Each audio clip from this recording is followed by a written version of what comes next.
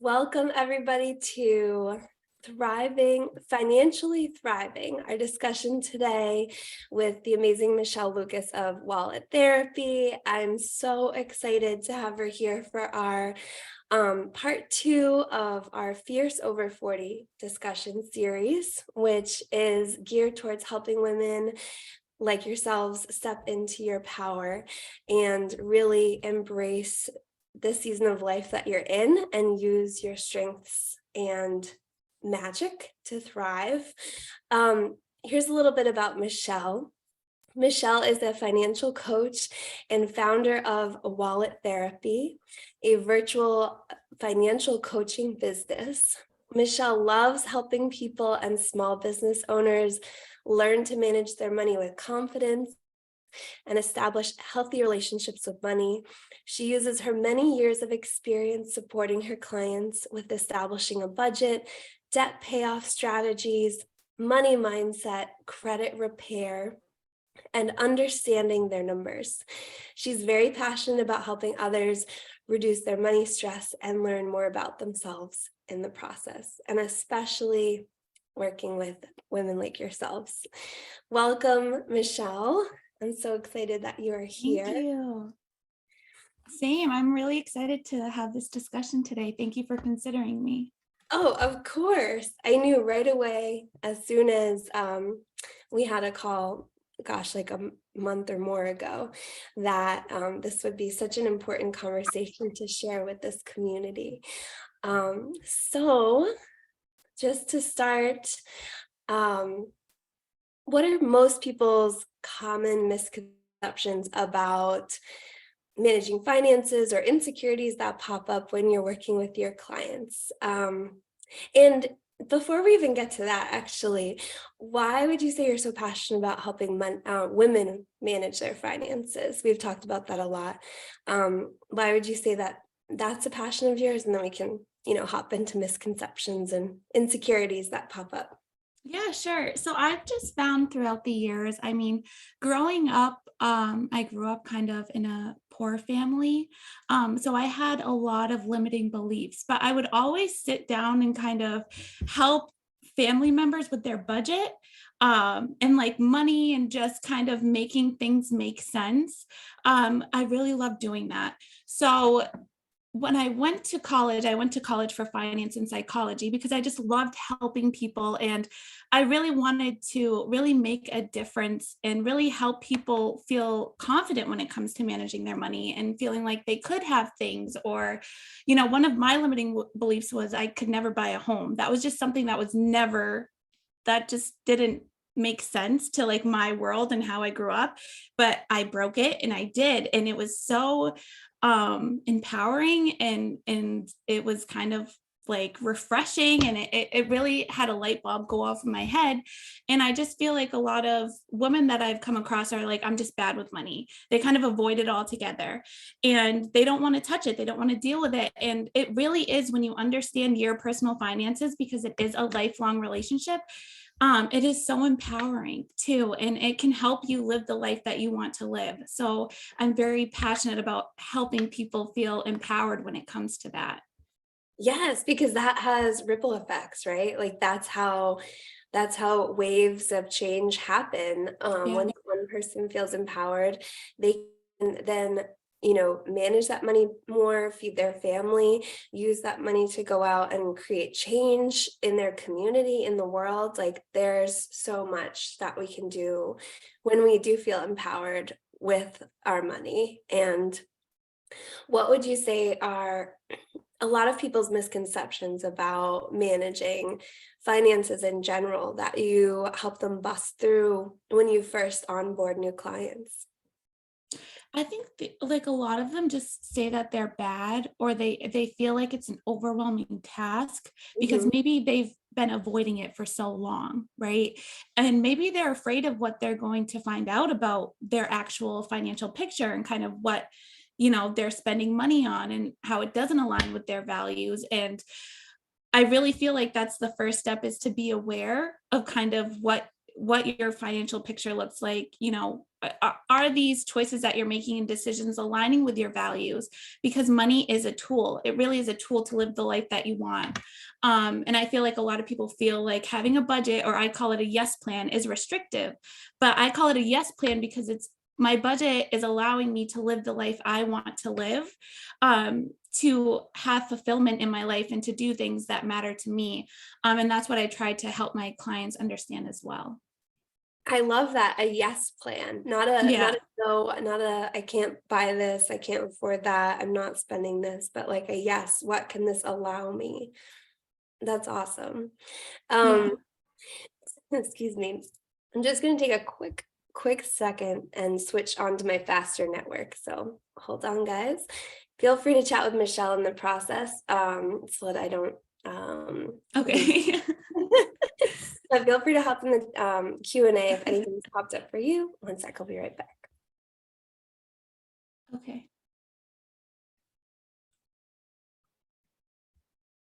Okay, we're back. Thank you very much for your patience. Want to make sure that this comes through nice and clear for Michelle. So we're on the FAST network now. So Michelle, what do you wish more Yes. people and more women in particular knew about wealth? This term that, when I hear it, I have a particular vision of, uh, I'll just say it, like an old white dude sitting in a office on a high rise, managing the books, or just doing deals. And I don't, when I first heard the word wealth, I didn't think that it could apply to me. Like, I had this misconception about wealth that I've worked to overcome, and knowing that wealth is a term that could be accessible to me as a woman, and it's not just, that dude in the high rise working in finance, managing an abstract concept of numbers and money to make more money. So what do you wish more people knew about the term wealth, and how it can apply to their lives? I guess the first thing is how we define certain words or even wealth is kind of particular to that individual person. So wealth may look a little bit different to me as it does to you, and our particular lifestyles or backgrounds. And wealth doesn't necessarily mean a bad thing. If you have wealth, you can still do things that you want to do, even if that is giving back, because some people too also believe that wealth is you're stuck up and you don't care, or you don't deserve that, or you have to be deserving of certain things. But like I said earlier, money is a tool. It's just a tool for you to do the things that you love to do and bring happiness and bring peace. And it's how you manage it and use it too. And one misconception I want to talk about really quickly is the idea that um, that your paycheck does not make you wealthy. Like if you were to get a raise, that necessarily won't make you wealthy, but really how you're managing it and your habits and what you're doing with that and being intentional with your money and how you're spending it and what goals you have will really help you define what wealth means for you and what you really want your finances to look like in the future. Yeah, and wealth isn't a fixed concept, right? It can Yeah. evolve into it. Someone said in the chat that wealth makes them think of the Monopoly millionaire, like the guy with the spectacle. And but we can step into our wealth and, like you said, do good things, create change, and it doesn't depend on your paycheck, which I think is really empowering for people who do work and receive a paycheck from someone else. As entrepreneurs, we are in this really unique position of honestly being able to generate more money whenever we want to, because we can change how we're approaching business, we can use new tactics, we can create new offers. But for someone who has a job and receives a hourly or salaried paycheck, sometimes that can probably feel like they're stuck. But how can they work with what they are receiving in a new way to start to generate wealth? What are some of the tools that, and I'm sure it's different for every person and their goals, but like what are some of the tools that are available to someone who's on a little bit more of a fixed paycheck, either to manage that differently or like we were talking about earlier, to create a side, if that's of interest to them and if they have time and energy to create a side income revenue. Right. So, one of the first things I like to say is to be aware of what your financial picture looks like. So, pen and paper or Excel, or if you're more tech savvy, there's different apps out there. Like there's a Rocket app. Um, you need a budget app, and there's a few others too that you can use. And there's different types of a budget, but just pen and paper. Make a list of what your current expenses are, your fixed, your variable. I like to say fixed, variable, and flow. So have an idea of what your income is coming in every month, to start off with, and what your expenses are going out every single month. And get a picture of that, and start thinking about, what your goals are, where you want that, where you want this money to go. Is it really fulfilling? Is it going toward a purpose that you have or a goal that you have?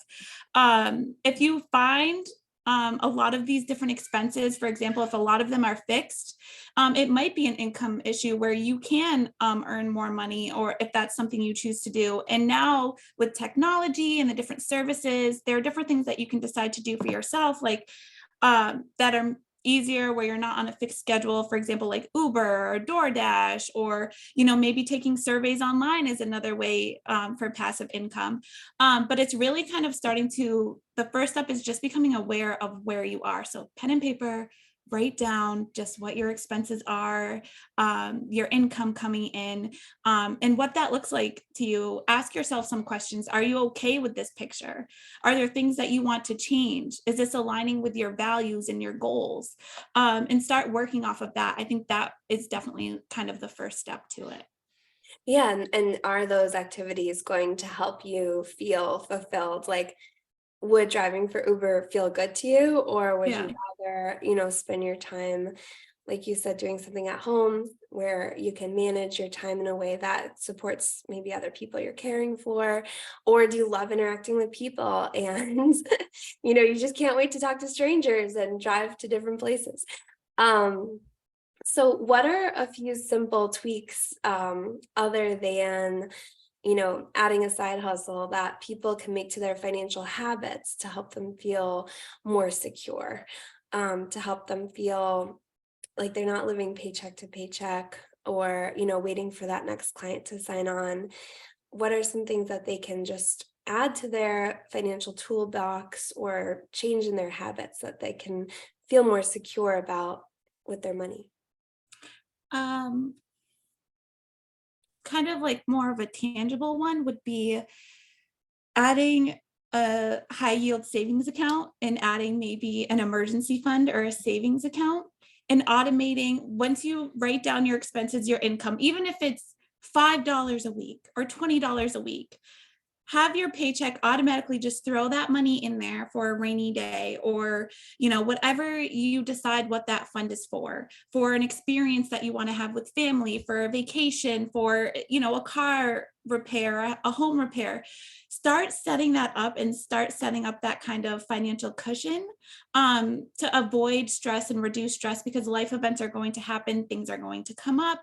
That's just inevitable in life. So kind of start preparing those small steps and putting in those habits, even if it's $5 a week or $5 a month. It's a habit that you're starting to get used to implement. And sometimes, what I like to say is, a lot of times we have the answers within ourselves. So write things down. Like, what are your beliefs when it comes to your money? And Mm, ask yourself, is this a true belief? Is this how I want to feel a year from now? Is this something that I value and I hold on to, or is this something I want to let go? And start reflecting on that.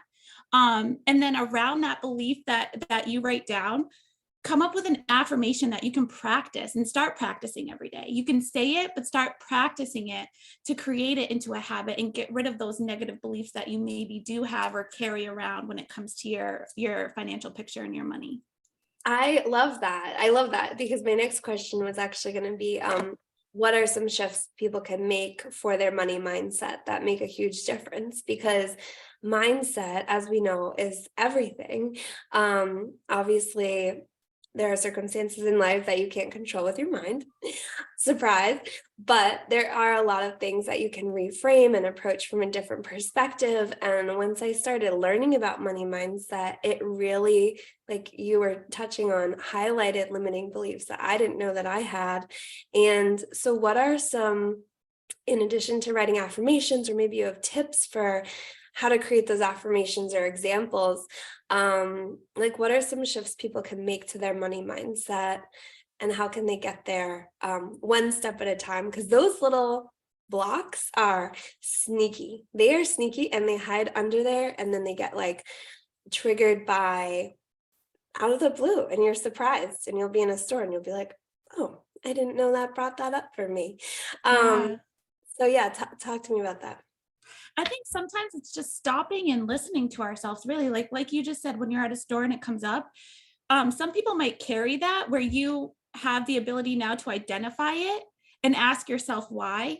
So maybe if you do have these negative thoughts, like I said, write them down and kind of reflect back on that to say, where are these thoughts coming from? Because experiences make our beliefs a lot of time. And a lot of time it comes from all of these years of experience with money, from childhood, from things that we've seen and adapted to make our own understanding of a situation or of money. So I think it's just, I really like to express the self-reflection and asking yourself where this is coming from. And not all of these experiences or new beliefs are bad, right? Like maybe you have created an emergency fund, maybe you do save money, and that's great. But maybe there are some things that you can change and reflect on and build off of too. And I just think that practicing those beliefs, understanding where you would like to be, even if you're not there right now, and journaling it. I'm just really big on like writing things down and really reflecting within yourself, because I really feel like we kind of have the answers within ourselves when we really look inside. So We do have the answers, and it is about tapping into our intuition. And I'd say also releasing fear, because sometimes our brains, actually, those beliefs that you were talking about that were created perhaps through childhood circumstances, our brains try to protect us from yeah. experiencing fear, from danger, from situations that we may have experienced even as a young kid, and built up these beliefs. That try to protect us. So our brains are wired for survival, and it's trying to keep us safe at the most basic level. And I think that money is one of those things that really goes hand in hand with safety and security. And so it can bring up fear, but it can also, when we identify those things, unlock so much joy and potential and exciting opportunities to change your life, right? Yeah, I definitely agree with that. I think fear is kind of definitely the number one thing. Like you said, our brain and our body is natural to kind of protect ourselves from any things that could come up that could be potentially harmful in our minds to us, or it could be triggers to past experiences too if a situation is similar. So definitely identifying it and becoming aware is particularly the first step to understanding. Talk to me a little bit more about your passion for helping. Um, you mentioned especially like women of color buy their first home, because I think that fear is something, and that feeling of like worthiness around home is something that holds a lot of people back from building generational wealth, and also, of course, systemic inequities and limited opportunities. But tell me about that passion and how that can really create change when one woman, can buy property and a home for herself and her family. Um, okay, let me just collect my thoughts. This is kind of a big one. It's a big one. Woo, okay. This simple act um, of, like saying like, this is my home and I own it, is such a big change maker in our culture. And there's so much wrapped up in that, right? yeah. So, for me personally, I love working with women. Specifically, I also love working with women of color. I'm working with an organization right now that's a nonprofit that's helping women empower themselves and getting them into a situation where they can even have an apartment because for their children and setting an example when it comes to money for that. Um, I have a particular like soft spot for it because how I grew up, there was no foundation or structure. We had a home when I was small and then we lost it. And I have been homeless many times as a child. Um, and becoming a mom myself, I knew that I needed that stability of not just having an apartment, but establishing and breaking that generational cycle of it doesn't have to be this way. I don't just have to stop at having an apartment or having, which is great, right? But like I needed more structure for me and for being a mother to my children. So they had that place to come home to because I didn't have that. And that security and building that and really helping women break that cycle. And like I said, I never thought I'd own a home. I never thought that I just didn't see it. I didn't see it in my world. In my world that I lived in, it wasn't there. And I feel like a lot of people see that too. It's not there. So it's like, sometimes you don't know what you don't know, right? Like I kind of looked at it as, well, if someone has a home, they must be rich or they must, have all these things. And I don't even have, I didn't even have a bed sometimes. So it just was, it, I just, it's so empowering in the fact that I can sit here and I don't come from judgment and I know and I understand, and having that foundation and that structure and stability for my children, it has been so important to me. And I really have a soft spot for people trying to break a cycle, helping them, telling them it doesn't have to just be this way because this has been your world.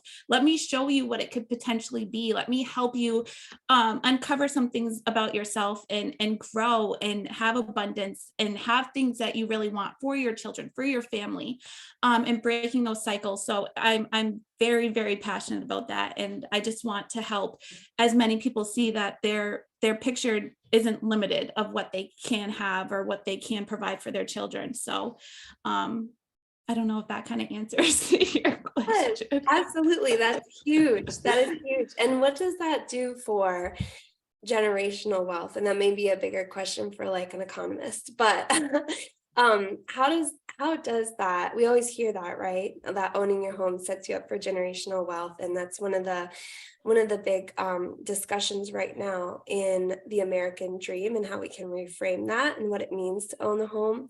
How does that set up future generations for that like step ahead? Well, I think owning a home, it's an asset, it's an investment too, and it can be also passive income, right? Like I kind of set it up where my first home, this is my first home, but it's not like my end home. Getting involved in real estate and bringing my children are really young.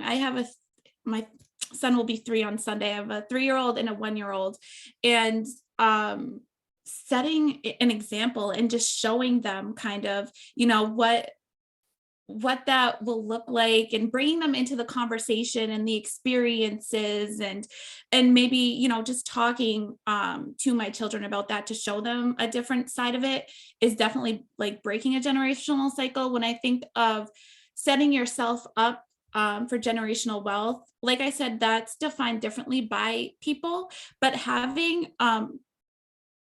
what am I trying to say? Having real estate, right? And having different assets and establishing that is going to live beyond me. Yes. So it's not just going to stop with me because I am implementing these actions today. And where I decide to go with it, they'll also see that.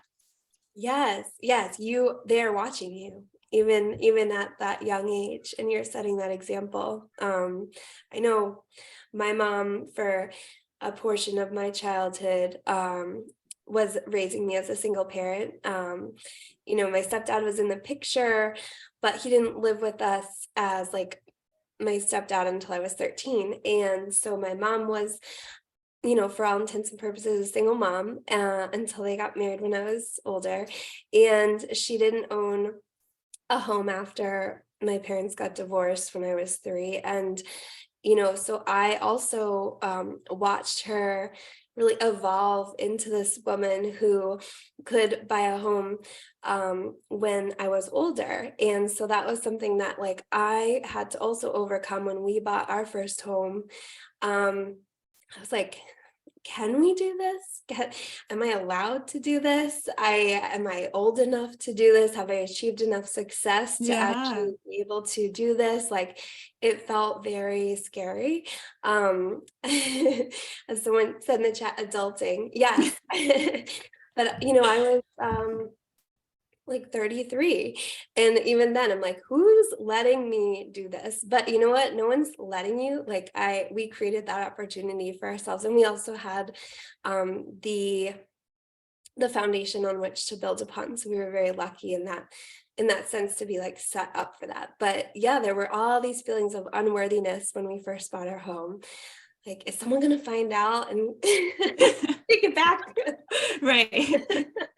And it's so powerful now, as I am expecting our first child in about a month to show up here on this planet, and to have that place, that security. And I think it's so powerful that you're creating that path for other women so that they can set an example for their children and just have that sense of safety, right? It keeps going back to that theme of safety um, Yeah. for for people. And how amazing is it that women are building the generational wealth, right? Because women across the world do so much work, emotional, physical labor to help lift up generations, both in childcare and in the labor market, and you know, making food, making the babies.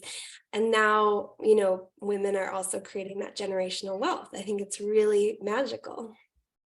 Yeah, and it's standing in our powers too, and making decisions for us of where we want to put our energy. And I know, like, as a mom and working with other moms, it's hard. It's hard to just, sometimes you don't want to show up every day, or sometimes you just want a 5-minute shower by yourself, or whatever the case is.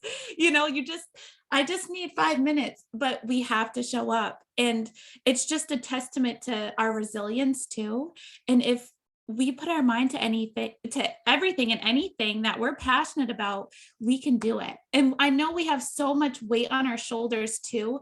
So I want to preface the fact of like self-care with your money management too, and with just what you need for you, and what's right for you. That's okay. You don't have to explain that to anybody.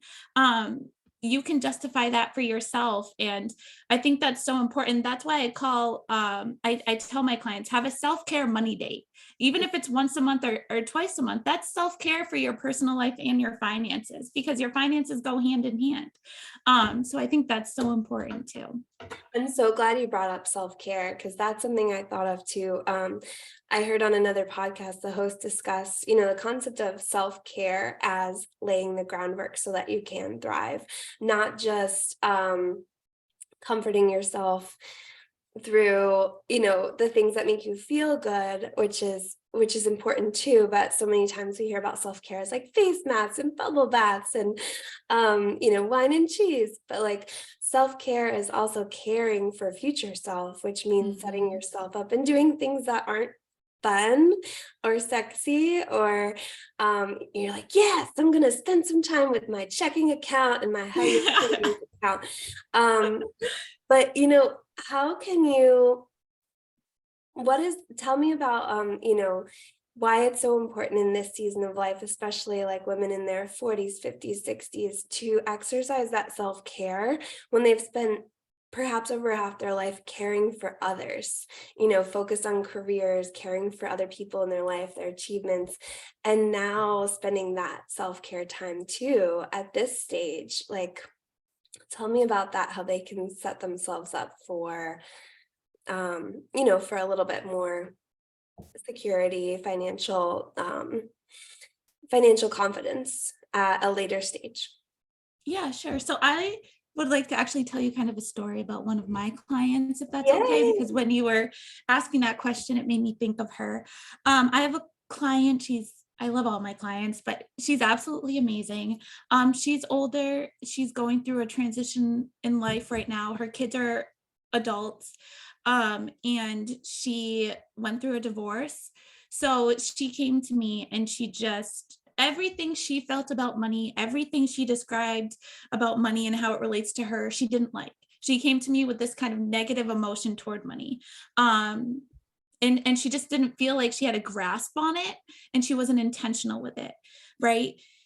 And so, she's an older woman and her kids are out of the home, and she just felt like, where do I even start? I've been kind of doing it this way with my partner for so long. Now it's just me. And it scared her, right? Which was understandable. And she needed that support and somebody to help her through that. So while working together, we've been working together for quite a few months. And, one of the things was, we were implementing and creating systems that worked for her, because everyone's different, and everyone, how you manage your finances, it's going to look different for everybody. But in implementing certain things that she wanted, that she valued, for example, being able to go on vacation and not stress about that, Mm. being able to work on her business that she's passionate about and get away more from the corporate side of things that she wants to do, and really understanding where her money is going. So I'll kind of tell you what happened towards the end of it. So she created different funds, and she labeled them how she felt. So one was a self-care fund, one was a vacation fund, and she had decided, oh, I want to go see my son this month. She didn't stress about it, she didn't overthink it. She was like, I have this fund, I have this money set aside, so I can do exactly what I want to do with this. And she took it, and she was able to go see her children, and she was able to go do the things that she wanted to do. And now, as we're working together, she found a system that works for her. And she told me recently that she actually loves to sit down and look at her finances. She loves the Excel sheet that we made specific for her. It's working for her. The funds we set up specifically for her. And she feels empowered with her money. She doesn't feel like her money is controlling her anymore. She feels in control of her money. And she told me, she said, I want to live the rest of my life living the life I want to live. And now I feel like I can do that. I can go visit my children when I want to. I can go and do certain things that I want to do, and still have a handle and control over my finances. Wow, I Yeah. love that. Like, so many bells were going off in my head while you were talking. I'm like, yes, being able to Yeah. do what she wants to do. And tell me again, she said, I want to spend the rest of my life living the life that I want to live, right? Mhm. I mean, that's literally life changing. And what it was changing her relationship with the money. It sounds Yeah. like that she already had, right? She didn't have to go out and win the lottery or get a raise, right? She already had this money, and you helped her see it in a new way and feel empowered to do so. Yeah. I could tell too, because I remember back to the first times that we were meeting, she would just kind of be like, a lot of people are like more reserved. Oh gosh, what am I getting into? I don't want to deal with this. And now when she talks to me, she's like, I am so excited to tell you this. I sat down, I did this. And like, she's just like, yeah, I've got a handle on it.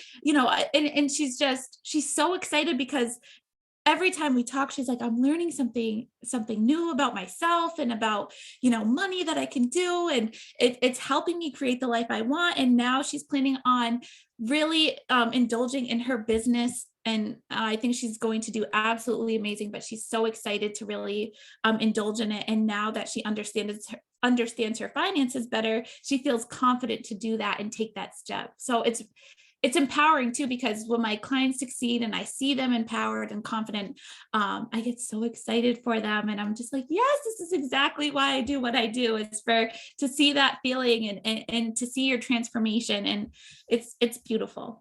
Yes, and you and I share that feeling of excitement when we see our clients stand in their power, right? Like we clicked on that the first time we spoke Yeah. because in the studio, we help people see themselves in a new way. And they haven't changed. There's the same person when they walked in this door. Mhm. It's just like she has, you know, she's the same person managing her finances differently. And now she feels empowered. And that like spark that lights up that she, now sees when she thinks about money, that my clients see when they see their photographs of themselves like looking gorgeous and empowered, or even if they pass by a mirror where they used to hide from it, and maybe your clients used to hide from their bank statements, now they can face things with more courage and more clarity and say like, wait, that is me. I have power over this, and I have power about how I think about this and how it makes me feel and what this allows me to do, whether it's their self-image, their body image, their finances, Mhm. not feeling like it's being controlled by exterior forces or that negative self-talk, but really flipping the script on it. And I love, you know, relating across two things that maybe are seemingly totally unrelated, right? What you do and what I do, and there's so much in common because the women that you help then can come to me and feel more confident, and vice Yeah. versa. Yeah. It's so powerful, and that's why I wanted to do this series, because um feeling fierce over 40 is something that I feel like society has written off for a lot of women, saying like, well, you had your chance. Now step out of the spotlight. And you're helping people reclaim and say like, no, now you still have the power to take control of your wealth and create prosperity. And what I want to say is you still have the power to feel beautiful and to see yourself in a new way. And so anyways, I just had to get on my little soapbox and talk about Yes. that. um, in the Q&A, a couple people had asked if there are a few apps or like simple tools that are easy to use so people could walk away from this with a few things that they could look up after listening to our conversation to kind of get started thinking about their money in different ways, like just to start with a few apps that you like. Obviously, you shared some tips earlier in the call, but what are a few like tools? Okay, so first, pen and paper. You can write those down and start it up that way. Um, there's Excel. You can use an Excel sheet to just list out all your expenses and your income. A couple apps that I talked about before was, I think they call it Rocket now. It's kind of a budgeting tool that you can use. You Need a Budget is kind of a zero-based budgeting app. So you pretty much allocate every single dollar that you get into and have an intention with that dollar, which I think is really amazing. But yeah, those are kind of like a few simple ones to get you started if you're more tech savvy and you like the app. I also know a lot of different banks too are using tools or helping clients categorize their certain expenses. So you might want to check with your banks too to see if their mobile apps help you with that. But those are a couple tools you can use. Do you have tips on helping it? Okay, I'll just say this. I tried using You Need a Budget, and I've tried creating a financial date with my husband so we can look at our finances. And we always make excuses like, I'm too tired, we're too busy, we did all this stuff today, we don't want to look at it. And so, do you have tips on how to make it more exciting to sit down and use those tools and look at your budget, or just a way to actually do it? Well, For my what do you two like to do? um outside of looking at our checking accounts. Yeah, I know you love that. So um, going on hikes. He loves cooking. We love, going on trips and experiences. And to be honest, right now, being pregnant, just watching movies, sitting on the couch. yeah.